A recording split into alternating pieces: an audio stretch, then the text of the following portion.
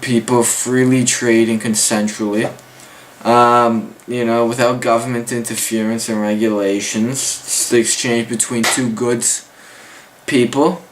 No government regulations and minimal requirements needed. Now, I know what people think. You need government regulations to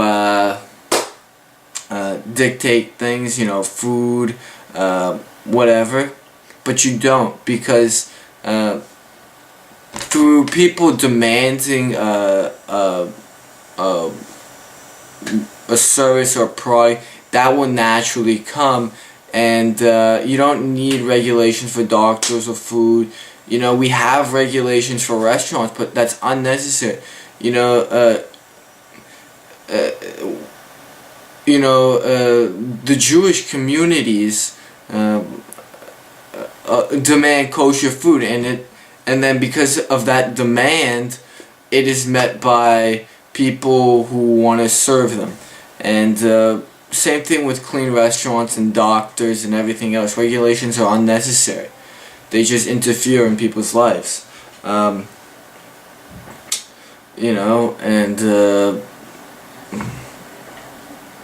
Competition drives down prices, and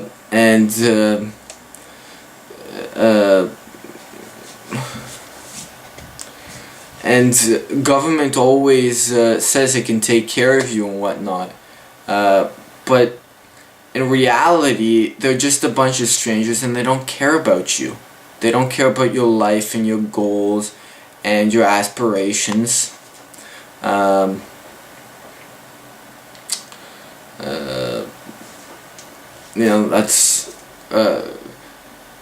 It's better that people have freedom, because there's nobody looking out for the best interest of themselves other than themselves. So just give them the freedom, and they'll be taken care of by themselves.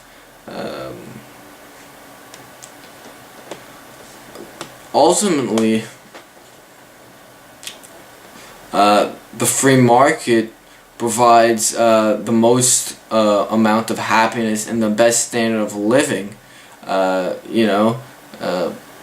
People always say, well, we need the poor to be taken care of, and those who can't take care of themselves. And yeah, that is a touchy issue, but even so, they live better in a free market system than a communist system or whatever. Poor is a relative term, and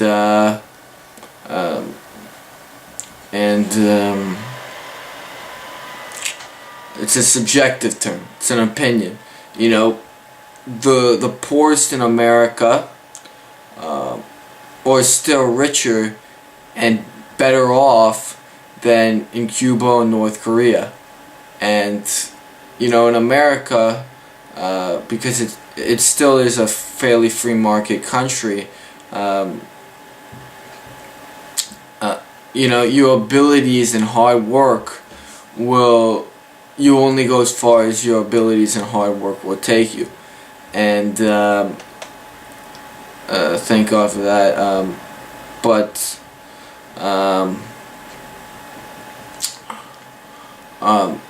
It only makes sense to have a free market system, because people always think, oh, well, we need a bit of government. But in fact, everybody, what about the collective? What about...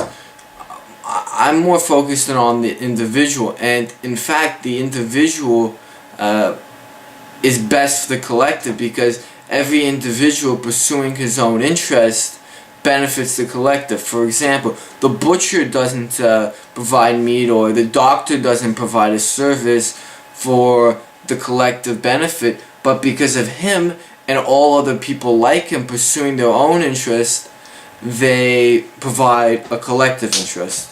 And why does the free market relate to personal happiness? Because, well, the free market provides freedom, and you can only be happy and free in a system where you're given liberty. So You can only pursue your happiness in a free society, and that is a free market. Government, has effects on everybody, but really the only extent of government responsibility is to protect us from force and coercion from one another. And there's an interesting, I think Thomas Jefferson said this: a government big enough to give you everything is big enough to take everything away.